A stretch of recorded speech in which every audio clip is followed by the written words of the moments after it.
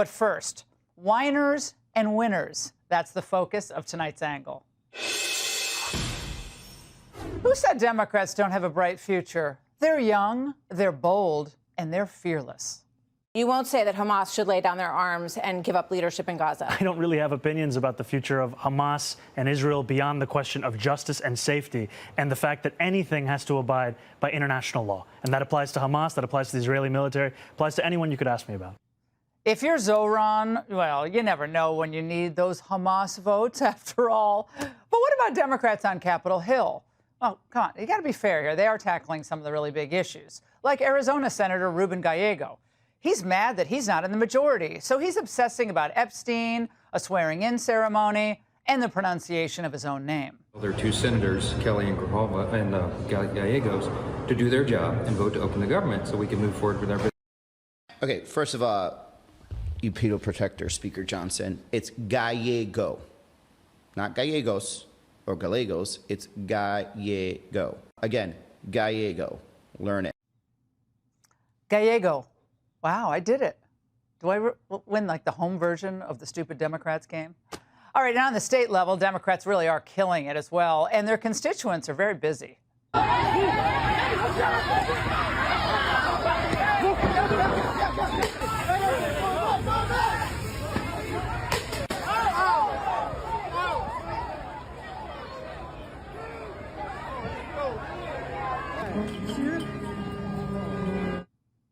More Chicago violence against ICE. These are future Democrat voters. If they're not legal citizens now, under Democrat rule, they would be. So they were involved, some of them, in a crash where they rammed ICE vehicles. We're going to call for accountability, and indeed, you know, the tables will turn someday. These people should recognize that maybe they're not going to get prosecuted today, although we're looking at doing that, but they may get prosecuted after the Trump administration for the things that they did. They're acting like a bunch of thugs. Okay.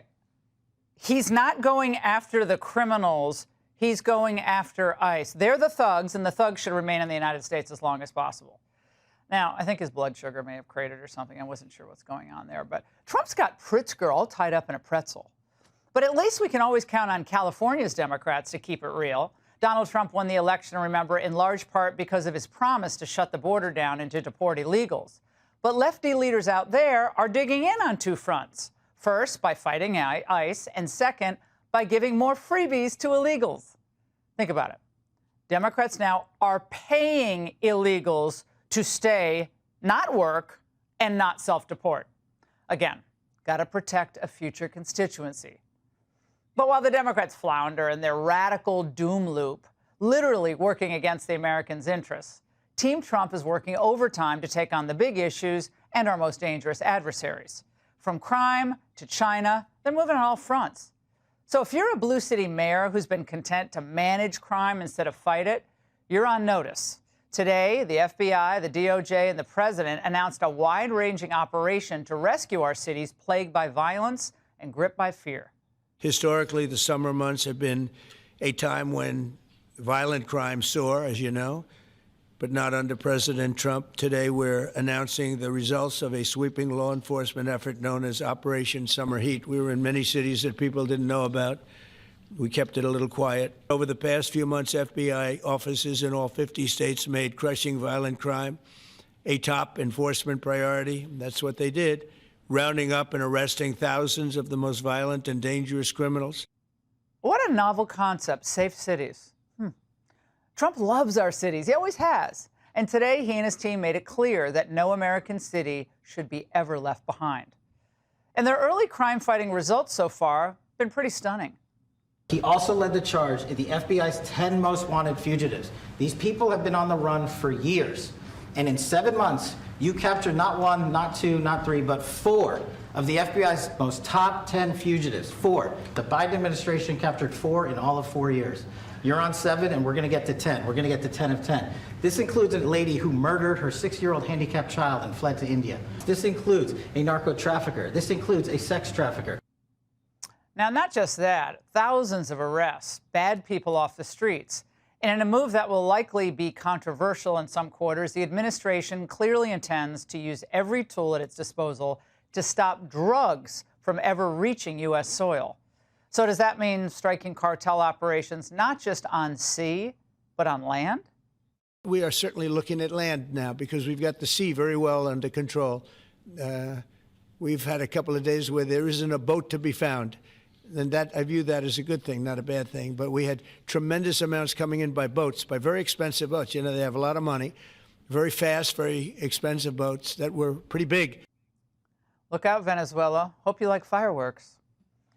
And as Democrats kowtow to pro-Hamas, pro-trans, anti-American rageaholics, Trump's cabinet is engaging in complex trade maneuvers to put our only real adversary back on their heels. And if China thought, by the way, that going Cujo on us with rare earths would make Trump crumble, there's a big piece in the Wall Street Journal about that today, well, they miscalculated big time. In fact, President Xi just ensured that Trump's team would rally the world. This is China versus the world. It's not a U.S.-China problem. We're going to be speaking with our European allies, with Australia, with Canada, with India, and the Asian democracies.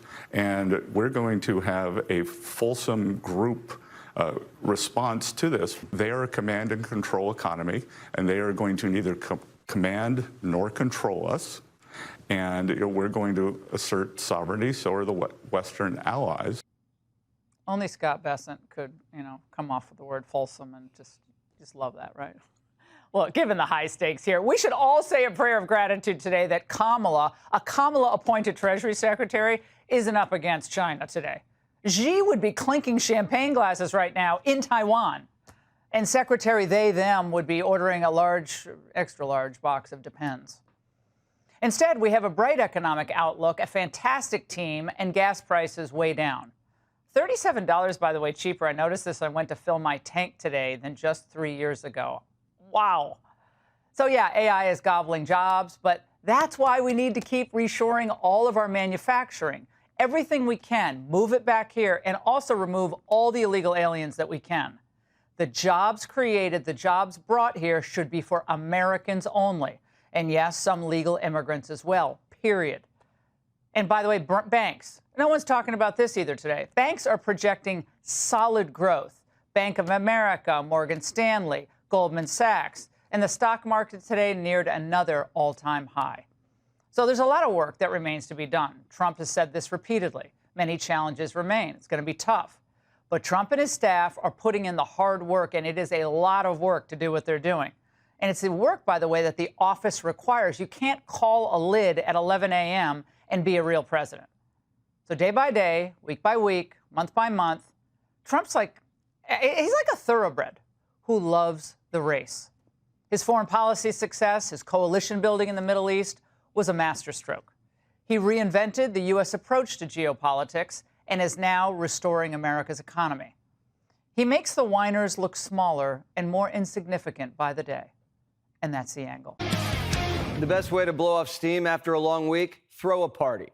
Tonight, Trump's hosting a rager at the White House ballroom, not the big, beautiful ballroom that's still on the side burner. Trump's been in renovation mode. The Gilded Oval, the Rose Garden Club, flagpoles that hit the stars. After Trump coaxed Netanyahu into a ceasefire, Trump gave him a 40-minute White House tour. Aides say Don the Builder's obsessed with making the people's house perfect. Friends who walk in get polled. Which tile do you like better? And then he tells Susie. Insiders say he's stamping his legacy on the presidency and on the White House forever. No one can get rid of the ballroom. It'll be difficult to take all of the gold away. Who would even do that? Is the next Democrat president going to be ripping out the poles, patio, and gold? Will there even ever be another Democrat president? Trump's a perfectionist, and not only does he have to have everything look beautiful, it has to sound beautiful too. POTUS is installing new surround sound. It's been battle tested. He picked the same one that's been rocking Mar-a-Lago. DJ Donnie Boy likes to jam out with the iPad. And you know who else used to dig it? Charlie. Remember Charlie down on the patio? He could sit there all night long listening to this music. The president doesn't just let anything play. He's very particular. Artists are always auditioning for singing gigs at 1600 PAF. Bette Midler not getting a call back. You never kissed the orange ass.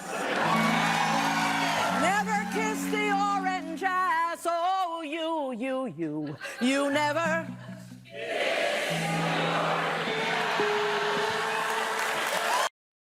Sorry, Bet, the White House needs something with a little more class. And Democrats aren't class acts. Trump's built beautiful architecture. What have Democrats built besides 7 car charging stations for $7 billion? Have you seen Obama's library? Later in the show, we'll have an analysis. Crockett's the face of the party, and the only thing she's built is a shoe collection. There's a lot of things that people believe is going on. There's an issue with his face. There's an issue with like maybe drop foot. And then cognitively, he's never necessarily been an Einstein, but seems like the decline is happening like this, right? Like he's a madman, like he's crazy. Maybe Trump is a little crazy. Crazy in love with America. And if Trump's mad, it's because they shot Charlie. It's not like he's Kathy Griffin crazy. Trump thinks he's a king. And, you know, he's not. He's barely a president. In fact, guess what? I'm going to say something that's going to get me in trouble. I don't think he won in a free and fair election. You heard me. I'm coming out and saying it myself. I don't care if that means I look crazy, because Elon Musk, I don't know if you remember, but he was giving out $1 million checks to people if they would vote for Trump. That's illegal. It's unconstitutional and illegal. So that was happening. And the fact that Trump won all 7 swing states, which has never happened in the history of the U.S., makes it all very suspicious to me. So there, I said it. No one's ever won 7 swing states. Reagan and Nixon won 49. According to my calculations, that's 7 swing states times 7. If Kamala was robbed and she really won, Hamas would still have the hostages, Iran would still have the nukes, and it wouldn't be called the Gulf of America, now would it? Why go back? Kamala is still stuck on stupid. I was a United States Senator, second black woman elected in the history of the United States Senate, and I was the first woman vice president of the United States. So there are those things that I needed to make sure that people knew. That is a decent resume, but go ahead. Well, some people have actually said I was the most qualified candidate ever to run for president. She was senator and then VP. So was Biden, Gore, Nixon, Johnson. Does Kamala being a black woman make her more qualified? Doubt it. But Kamala may have to tell her party to stand back and stand by, because the insurrectors are rattling the doors of the Speaker's office. Swear her in! Swear her in! Swear her in! Swear her in! Swear her in! Swear her in! Swear her in! Swear. Democrats set up a campsite outside Mike Johnson's door. Swalwell's roaming the halls looking for him. Any Republicans in here? I don't see any. That's the House floor right now. Those doors are closed. Anyone want to work? Anyone around? Crickets. Well, they're not there because the Schumer shutdown wants free health care for illegals. Hips isn't singing mariachi anymore. It's hip hop. House Republicans shut the government down. Then they ran out of town. And for the last 3 weeks, they're nowhere to be found. Hips is moving his lips, but he voted against no tax on tips. Is Schumer rhyming and stealing? We hope not. Trump's worried Chuck has Biden brain. He's a loser. I've known him all his life. He's always been sort of a loser, but an intelligent one. But I think he's losing IQ points with time. I think that happens. I hope it hasn't happened with me. I know if it did, you guys will let me know about it very quickly. The only deal Truck's trying to strike is with AOC so that he can keep his job. Since no one's in charge, the party's getting riled up and taking everyone down. The climate mobs are coming for Kamala. Kamala Harris, you are a right-wing war criminal! You are a right-wing... You funded genocide for 161 days! You are a war criminal! You sold out the youth! You sold out the climate! This is your fault. We have Trump because this is your fault. Even Spartacus is getting lit up. Corey's getting called a Nazi sympathizer by Bravo TV hosts. And he's just taking it. I feel like the opposition needs to be no, across the board. We're not giving you a centimeter. And I think there's been a lot of capitulation. I think there's been a lot of Neville Chamberlain type appeasement from Democratic leadership. And you're one of them that's kind of been disappointing to me. The longer this goes on, the more their odds sink.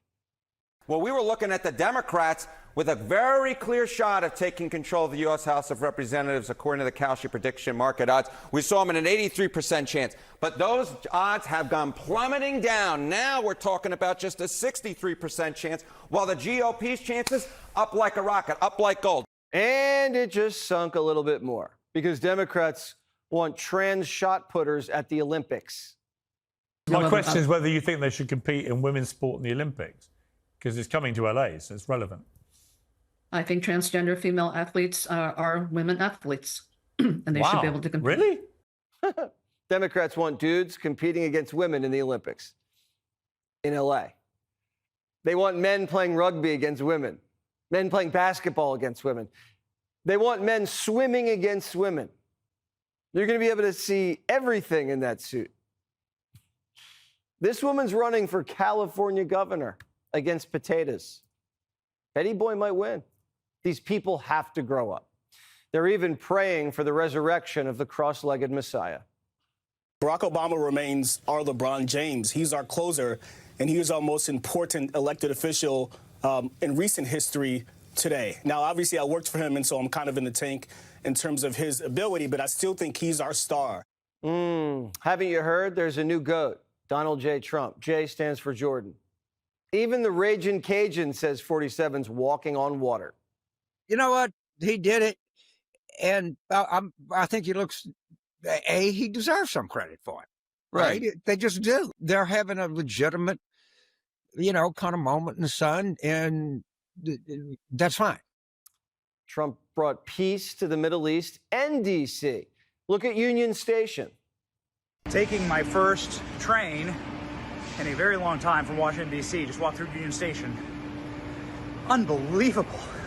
The first time in years Union Station hasn't smelled like piss and booze. And there weren't like pigeons pooping on everything and homeless people using drugs and bathing in the fountains. It's been incredible. I was in D.C. yesterday, and every park is pristine. No graffiti, no homeless. And the grass just looks greener. Remember, Trump knows grass. He's making his mark and still has 3 years to go, maybe more. Presidential historian Newt Gingrich says he's already way up there. He said, I'll go down as the greatest president in history. And then he blew it. He said, I'm not sure if I put him above Washington or Lincoln. So I'm not that happy about that, dude. And welcome to Hannity. And tonight, the state of America, the Democratic Party is a nationwide embarrassment. Their policies, they are god-awful. They're terrible. Their views extreme. Their rhetoric disgusting. And their tactics are cringeworthy at best. And then to make matters worse, in this off-year election, they're sending in candidates that are woke, a joke, and they all want all of their constituents to be broke. The leading candidate for mayor of New York, a rabid, communist, anti-Semite, won't even call for the terrorist organization Hamas to disarm. How gutless. Take a look. Do you believe that Hamas should lay down their weapons and leave the leadership in Gaza? I believe that any future here in New York City is one that we have to make sure that's affordable for all. And as it pertains to Israel and Palestine, that we have to ensure that there is peace. And that is the future that we have to fight for. But you won't say that Hamas should lay down their arms and give up leadership in Gaza. I don't really have opinions about the future of Hamas and Israel beyond the question of justice and safety. We all know he believes in global intifada.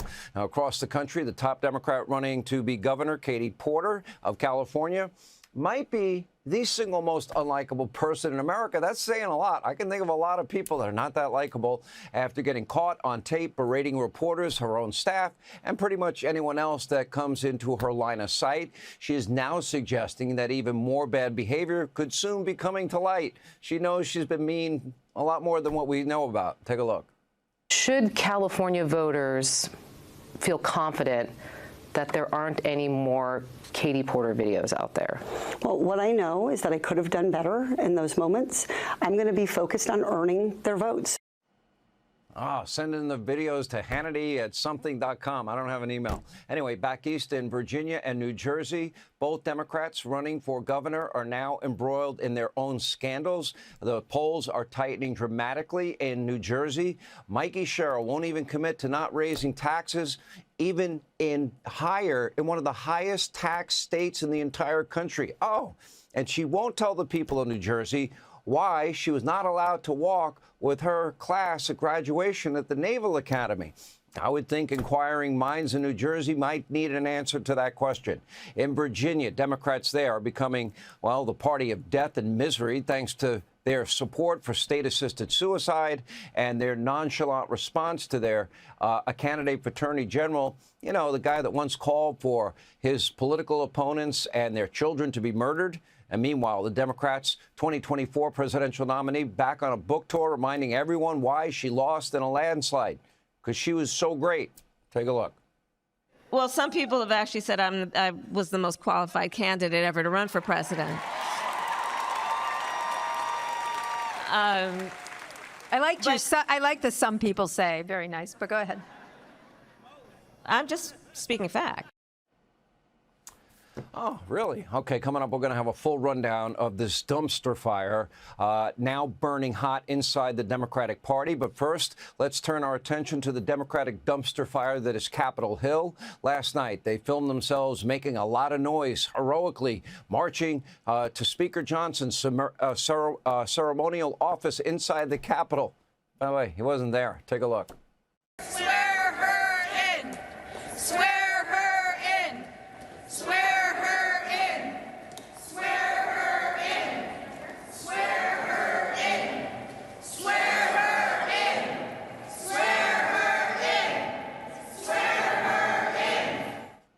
All right, other than a desperate ploy for attention, no one really seems to know what their goals were. Speaker Johnson, as I said, wasn't there. The House, they already passed a bill to keep the government open. In reality, it's Senate Democrats that are now responsible for the shutdown, hence the name the Schumer shutdown. And tonight, they are still blocking Republicans and other Democrats from getting the 60 votes they needed to pass a continuing resolution. Now, they certainly won't be opening the government before their radical base is taking to the streets all around the country for massive protests all weekend, like the summer of 2020. Why would the Democrats ever alienate what is now their extreme radical voters? They can't win without them.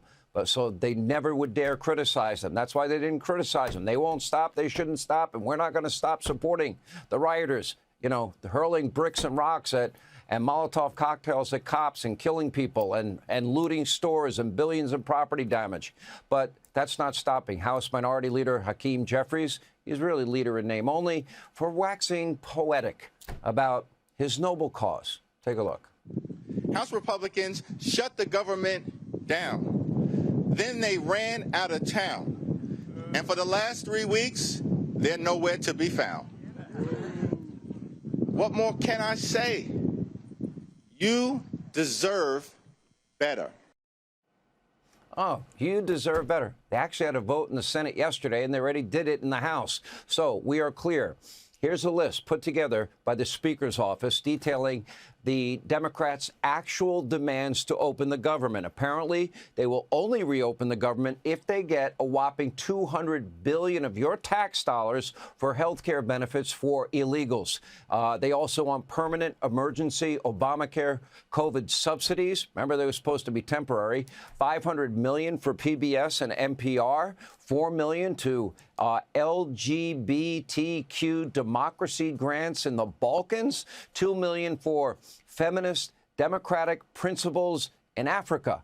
Not sure what that means. They want $1.5 trillion total in new spending to open the government for a whopping 7 weeks. And tonight, in order to get their way on all these issues, Democrats, they are ready and willing to sacrifice paychecks of our brave men and women in the military and millions of other government employees. Something that they said was so reckless and irresponsible many times. In fact, according to an Axios report, Democrats are calling Trump's efforts to pay our troops during the shutdown illegal. Okay, make no mistake, Democrats have totally lost the plot. In an effort to resist Trump, placate their radical base, they champion what? The men's rights to play women's sports and be in women's locker rooms, so-called rights of illegals like Abrego Garcia, over your family's safety and security. They still cling to this defund, dismantle, no bail idiocy. Oh, and reimagine the police. They voted for the largest tax cut in the history of our country. Rather, they gave us the largest tax increase in history. Now, this is not just my opinion. Nope. Democrats are now hemorrhaging support ahead of the midterms. And when their own liberal networks and supporters are, blaring sirens, maybe they should pay attention. Take a look.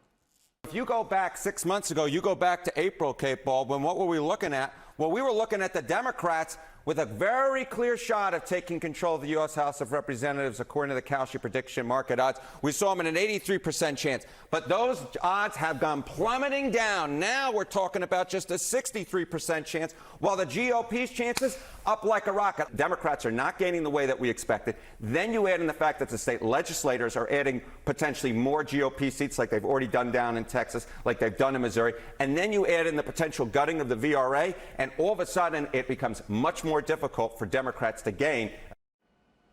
All right, but it does get worse for Democrats. A foolish plan from Newsom and other party leaders to squeeze out a few more Democratic seats from an electoral map already heavily gerrymandered in favor of Democrats. That is now backfiring also in a major way. Take a look. If you offset California and Texas, Missouri and Utah, North Carolina and Maryland, everything left over is an advantage to the Republicans. And don't forget, the Supreme Court is considering what could really be the end of the Voting Rights Act, which would protect minority groups. So you don't have a state that's half black, for example, that elects only one congressional member and everybody else goes to the Republicans that would represent that population in some ways. So if that is gutted, Democrats could lose 19 seats. This would be a huge amount. I don't want anybody to ever get overly optimistic. You know what? Elections matter. Your vote matters. This midterm, it is a tipping point for the country. All progress will stop or it will continue. And we'll talk a lot about it in the next year to come. The numbers don't lie. Cringeworthy political stunts, they're not going to save the Democrats from themselves. This is now a radicalized party with a radical socialist, even Marxist base. They want to upend our great American way of life. And I fear dark days are ahead for anywhere in the country where these people get elected. Hey, Sean Hannity here. Hey, click here to subscribe to Fox News YouTube page and catch our hottest interviews and most compelling analysis. You will not get it anywhere else.